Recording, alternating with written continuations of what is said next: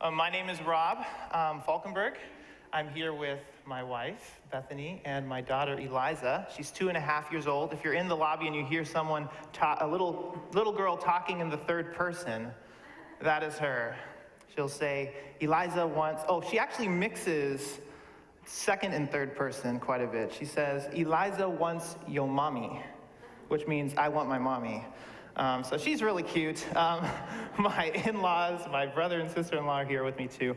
I'm a student at Andrews University in Michigan, but before that, I had the privilege of pastoring here in BC for 3 years. I visited your church once or twice in the past, so when Pastor Rhoda sent me a message asking if I could come share this summer, I was very excited to do that. Excuse me. Over the summer, I'm doing a chaplaincy internship at the St. Joseph Hospital in Bellingham, and I'm going to reference some stories from that experience. It's been a really rich experience. I feel very at home driving into the city. I've never lived in Vancouver, but I spent a few years as a kid growing up in Hong Kong, and so I like it, especially when I see there's a delicious Chinese restaurant. And those people are speaking my language. It's just really nice. And so I'm very excited to be here. And I want to talk to you, I want to ask you a very interesting question. And that is, I want to explore with you what God thinks of the world and what you think about the world. It's kind of like we're going to take a little introspective look at our attitude and our emotions toward what's going on around us. So let's dive right in. My first question, what does God think of the world? When he looks down, does he have a smile on his face or tears in his eyes? Does he think that the world is good, or does he think the world is bad? Is he happy or is he sad when he thinks about us down here? What song fits God's mood about the world? This is going back a while, Black Eyed Peas, Where is the Love? You know the words, people killing, people dying, children hurting, hear them crying. Where is the love? It's a pretty forlorn song, right? It's also a call to action, but it's a very sad look at the world. Or does he sing Louis Armstrong's What a Wonderful World? Right? I see babies crying. I watch them grow. They'll learn much more than I'll ever know. And I think to myself, what a wonderful world. Which one is God singing when he looks down at us? You know, it's kind of interesting as I was preparing this, I realized that both of these songs actually mentioned babies crying in very different perspectives, right?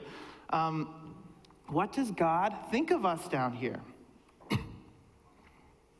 I think that how we envision God looking down on us and looking down on the world around us is going to impact what we think of the world and how we interact with the world.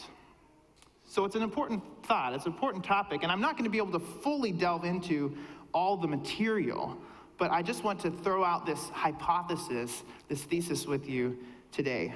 But before we answer that question, I want to ask you a question. What do you think of the world? What do you think of the world? How do you feel about this place that we call home? Do you have a smile on your face or tears in your eyes? I have noticed that life is a big paradox. That I will smile about things one day and cry about things the next. Depending on which block of town I'm on, I might have a very good opinion of the world or a very bad opinion of the world. Can you relate? Depending on whether I just finished a delicious meal, or whether I'm toiling up grouse grind, I might have a very different perspective on what this world is like. Being in the hospital this summer, I've had some really unique encounters, and I wanted to share a few stories of my time there. One of the difficult things about being a chaplain intern at the hospital is they decide that you need the experience of being on call. So they give you this pager, ancient, antiquated device that works pretty well at waking you up at night. And they say, you have to be within 30 minutes of the hospital all night long, just in case there's a trauma, just in case someone is having a crisis and needs chaplain support, spiritual support. And so I still remember the first time I was on call. 5 o'clock came, we were off duty, but I was on for the night. I stayed at a little house that the hospital owns about a block away, and as I went in there, I just felt like jittery. I kept pulling out my pager and making sure it was on, making sure that the settings were right, that it wasn't, too soft of a pager, so, a sound so that I would sleep through it, or when I was out and about, I put it on mute so that I didn't scare everyone around me. It was a really traumatic experience for me, and I hadn't even been called yet. I decided that I needed to go for a run, so I took my pager, put it in my running short pocket, and went out into Bellingham to cruise the streets and, try and get some exercise. Near the end of my run, I thought, you know what? I'm hungry. It was getting late. It was 8:30 p.m. I'm like, I need some food, especially if I get called sometime soon. And so I ran to Panda Express. And I get to the door of Panda Express, and literally, I kid you not, I am almost reaching for the door. And I hear this sound that I was not looking forward to hearing on my belt. I pull out the pager, trying to figure out how to use this thing, but I realized I think I just got called. And so I figure it out. Excuse me. It takes me a few minutes to figure out the system. I call in, and it's the ICU, and they said, yeah, there's someone here who's very ill, and her husband is sitting with her, and he could use some support. So I picked up the pace, I'll tell you that. I ran back, quickly changed, ran into the hospital, went up to the ICU, and I spent the next 3 hours or so sitting with a man as his wife passed away. I haven't done this very often, guys. This was not a neutral, easy experience for me. As I sat there, the room was just so sad. I think anyone, no matter what the circumstances, when they are with someone they love, when they pass away, it's a dignified death. It's another topic, but it didn't seem very dignified. In the ICU, quite a bit of blood, there was a lot of cords. It was just not a peaceful place. And here this man was an elderly gentleman in his 70s. He was just telling me he was retiring. He was selling off his business. And he said, you know what, just 2 nights ago, me and my wife were laying in bed planning all the places we would go together. He said, we want to go back to Venice. We love Venice. The beautiful streets. We have this favorite restaurant we like to go to. We want to go back to Venice. But now what is going on? I can't believe this is happening. He said over and over that evening, why is this happening? If I were to ask him what he thought about the world, and whether he thought it was a wonderful world, his answer would be no. This is a terrible world, right? He asked me a few days later, he didn't have a lot of family, friends, church connections. He asked me to do the funeral. So I put on my suit that thankfully I brought out for the summer and put on the tie, went to the graveside and had a nice little funeral service with the family. That was Monday, the funeral service. Well, it just so happens that the day before, thank you, the day before I had also put on my suit. The same shirt, I'll tell you, the same tie. I went up to Kelowna, to where I used to pastor, and I officiated at a wedding. 2 days in a row, a wedding on Sunday, a funeral on Monday, same suit, same tie. It was a pretty neutral tie. What is this world, right? It was a beautiful day on Sunday. The sun was out. Everyone was happy. And if I had asked the bride and groom that day, hey, what do you think of the world?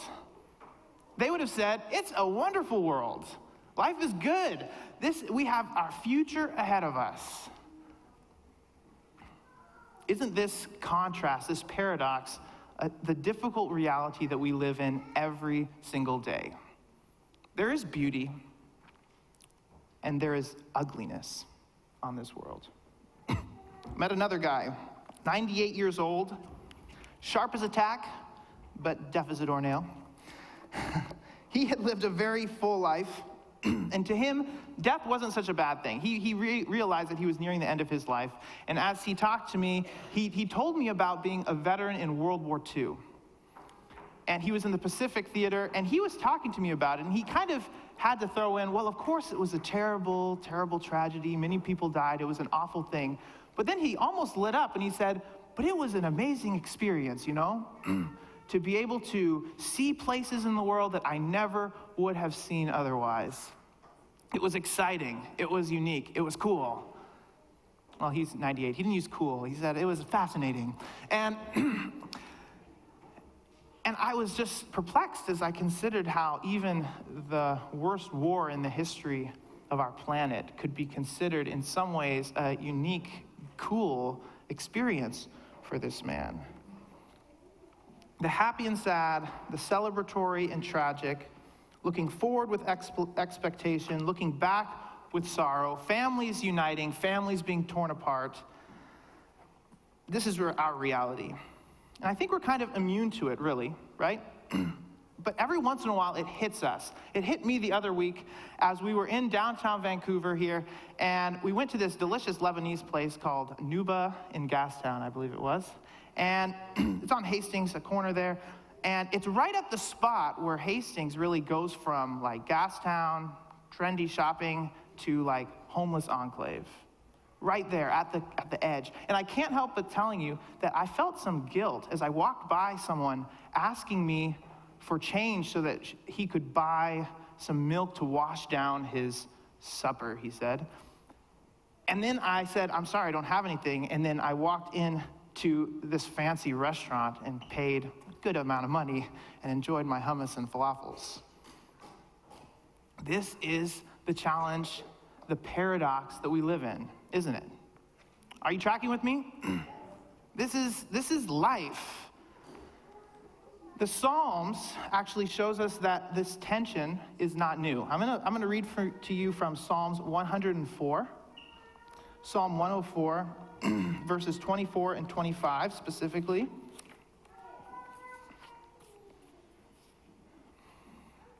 It says, O Lord, how manifold are your works. In wisdom you have made them all. The earth is full of your possessions. This great and wide sea in which are innumerable teeming things, living things both small and great. So here we have this passage where the psalmist seems actually pretty stoked about the world. The entire chapter is him reveling and praising in the beauty of the world, all the amazing things that God has made, all the wonderful things he has done. It's like David or whoever it was that wrote this psalm was saying, wow, what a wonderful world. But then he gets to the last verse of the chapter, and it's almost like he's writing this, and suddenly he looks up at the TV screen, or he gets a buzz on his phone or whatever, and it somehow reminds him that, oh man, there is still quite a bit wrong about this world. And so he has to put in just one verse in this entire beautiful chapter, verse 35. By the way, God, you're amazing. This world is awesome, but let sinners be consumed from the earth, and let the wicked be no more. And then he finishes with, bless the Lord, O my soul, praise the Lord. This kind of like hiccup, this unexpected moment where we realize that even for this psalmist, as he writes a beautiful psalm of praise, there's something wrong. This paradox still exists. The world is a convoluted mix of good and bad, of evil and holy, happy and sad. And so I ask you again, how do you feel about the earth? Emotionally, like viscerally, in your heart. I think it's good to take an inventory every now and again about our feelings. Are you happy with life? Do you hate it? If your circumstances were different, would you feel differently? Probably. Chances are, though, you feel a lot of different things about the world. I have an idea that I want to explore with you today, and it's that we should navigate the mess of feelings that we have like someone who grieves the loss of a loved one. All of us have experienced grief before, but let me start with this. I want to ask you if a few things go together. These are not hard questions. Orange juice and toothpaste. Yes or no? Yeah, you know that taste. By the way, it really bugs me that dentists, if there's a dentist here, I apologize, but that dentists will they give you the option of like a citrus toothpaste as they, do their thing. Because they just don't go together. Orange juice and toothpaste. Garlic and ice cream. No, but you know what, actually? There's this place in Portland called Salt and Straw. No, wait, that's not garlic ice cream. It does exist, though. Stinking Rose, another restaurant. Anyways, I was thinking olive oil. Olive oil and ice cream. It exists. Okay, anyways. How about this? This is more for sure. How many of you like sriracha? Sriracha sauce? Yeah, it's pretty good. Sriracha and ice cream, an ice cream cake. Just like the for the icing on the top. The red spots. No, of course not. How about switching genres a little bit? Rap and country. There's this song, Old Town Road, no comments. Salt and watermelon. That is a thing. I don't know. I'm the preacher, so it does not go together. I'm sorry. Yeah. A shark at a rodeo. There's a lot of things. I'm just throwing things out there. Some things don't go together, and I want to submit to you that the unquestionable evidence that we kind of, let me put it this way, when you kind of grimace at these things trying to be put together, it's a very good sign that they were never meant to go together. When the creators of sriracha created sriracha, they did not intend for it to go with an ice cream cake. Simple enough? These things were not meant to go together. And when I think about the world today, this paradox of good and evil, joy and pain side by side, I think that it tells us, when we sort of grimace at it and we can't figure it out, I think it's telling us that these things were never meant to go together. Would you agree? Just the fact that we experience life as dissonance suggests this. I think that if mankind evolved from millions of years of struggle, the struggle wouldn't strike us as unusual. It wouldn't strike us as wrong or out of place. But if God created a world in which there was peace and there was no death, then it makes sense that death and evil jar us. That when we see them side by side, we say, wait a second, these two, they don't go together. There's something wrong. I can't figure this out. There's a reason why the tree in the garden was the tree of the knowledge of good and evil. There never used to be a knowledge of evil. And that knowledge now is just dissonant and it's jarring. So I think that we are grieving today. I think we're grieving the loss of innocence. We're grieving the loss of peace that we once had, that we were created to have. When you experience deep loss, it can be overwhelming. I'm sure you've experienced this before, many of you. It can feel like a punch in the gut.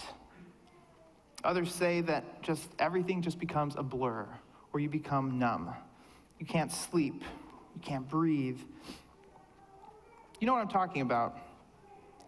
And it's more than these feelings, actually. Because grief experts say that what happens in grief is that we actually experience just a whole load of emotions, either in rapid succession or over like a long period of time. And these emotions don't always fit together nicely. Try this on for size. When we lose someone close to us or something close to us, and you don't have to grieve people only, but that's just the most acute example. We can't imagine life without them, right?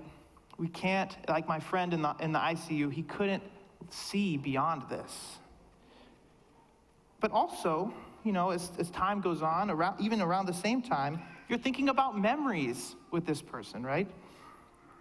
You might be suddenly filled with joy and warmth toward them.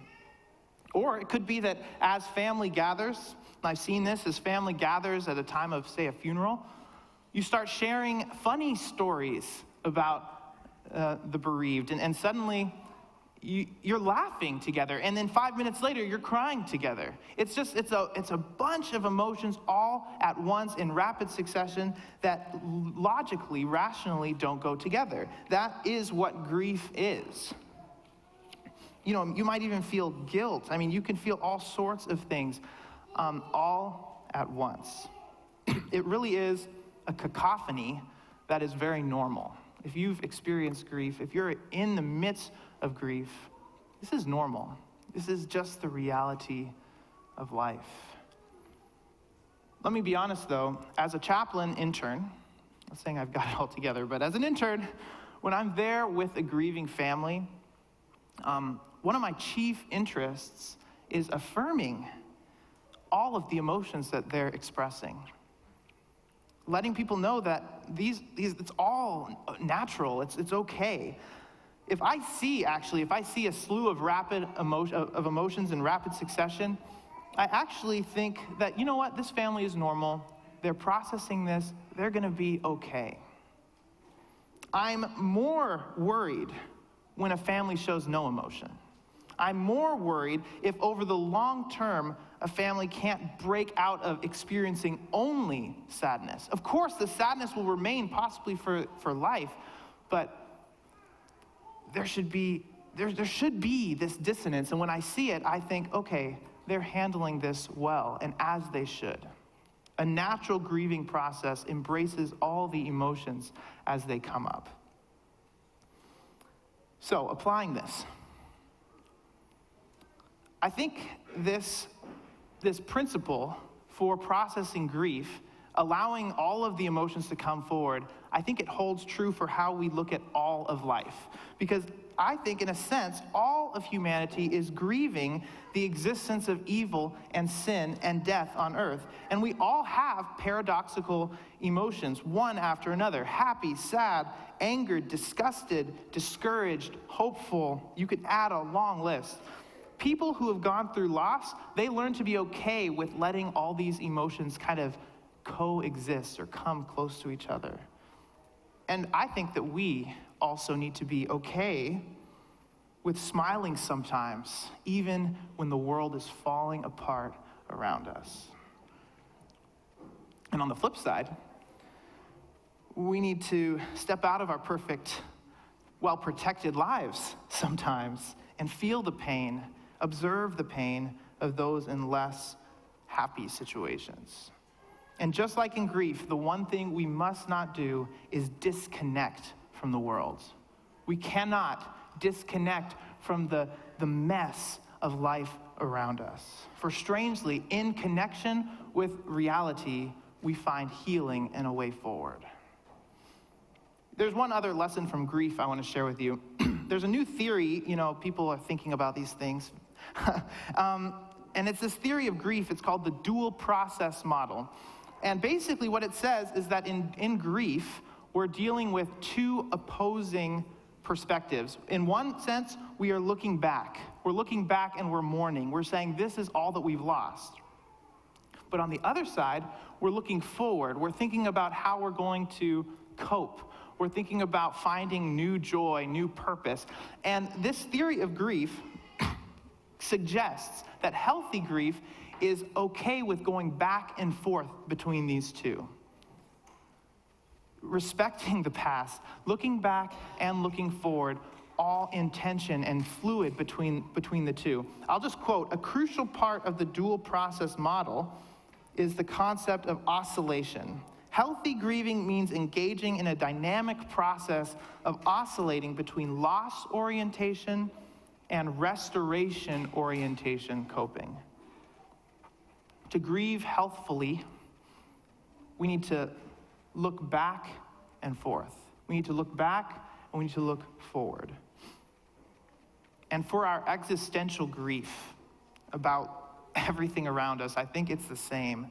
We need to look back and mourn the sin around us, and also look forward, celebrating the hope and joy that God gives us now and that he promises in the future. So I started with two questions. I'm going to come back to them. The second was, how do you feel about the world. And what I'm simply suggesting to you is that you probably feel a lot of things. And I think that this is natural and important. I want to encourage you not to disconnect. Don't wallow so long in the muck of life that you miss the beauty of this planet and the hope that Christ infuses here. But on the other side, don't shield yourself or your family from the sad bits, the ugly side of life.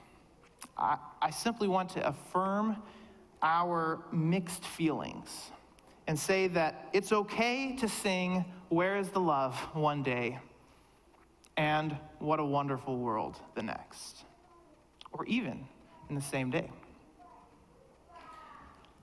And finally, to go back to our original question, what does God think of the world? What does God think of the world? You know, consider that we are made in God's image. I want to start with this simple verse. God is love. God loves the world. So I think that what he thinks about the world, how he feels about the world, all is different permutations, different expressions of that love. And it manifests in all sorts of different emotions, just like we have different emotions. In the Bible, we see anger. We see God very angry. We see laughter, we see humor, we see revenge, we see sorrow. In all of this, we see love. In other words, I've said that we should embrace all the emotions that we feel toward the world, and I think that God does the same thing. The perfect example is the story of Lazarus and Jesus, where Jesus comes and he heals a man, or he raises a man to life. He weeps, and a short while later, he is raising the man to life. All the emotions, all the perspectives right next to each other. So what do we do about this? Just a final appeal. I just want to invite you to feel what God feels toward the world. And the reality is you cannot tell yourself what you feel. Rob, today you will feel very excited. It may not work. It might actually. You can psych yourself up. But ultimately, I cannot tell you how you should feel, because feelings are like deep, they're automatic, they're natural, and they come from within. The most I can do is encourage you to immerse yourself in a connection with God so that you start feeling what God is feeling toward the world. And feeling what God feels will help us to act as God acts. I want to close with some words from Paul. And here Paul is giving some broad encouragement to Christians, and he's saying, you should act this way with this person, act this way, have these ethical and moral standards. But throughout this passage, it's quite long, Romans 12, 9 to 21, you see a whole slew of emotions that God invites us to experience in interaction with the world, and through it all, to transform the world through love. Romans 12, 9 through 21. This is how I'll close. Let love be genuine. Abhor what is evil. Hold fast to what is good. Love one another with brotherly affection. Outdo one another in showing honor. Do not be slothful in zeal. Be fervent in spirit. Serve the Lord. Rejoice in hope. Be patient in tribulation. Be constant in prayer. Contribute to the needs of the saints and seek to show hospitality. Here it says, bless those who persecute you. Bless and do not curse them. Rejoice with those who rejoice. Weep with those who weep. Live in harmony with one another. Do not be haughty, but associate with the lowly. Never be wise in your own sight. Repay no one evil for evil, but give thought to do what is honorable in the sight of all. If possible, so far as it depends on you, live peaceably with all. Never avenge yourselves, but leave it to the wrath of God, for it is written, vengeance is mine, I will repay, says the Lord. To the contrary, if your enemy is hungry, feed him. If he is thirsty, give him something to drink. for by so doing you will heap burning coals on his head. Do not overcome by evil, but overcome evil by good.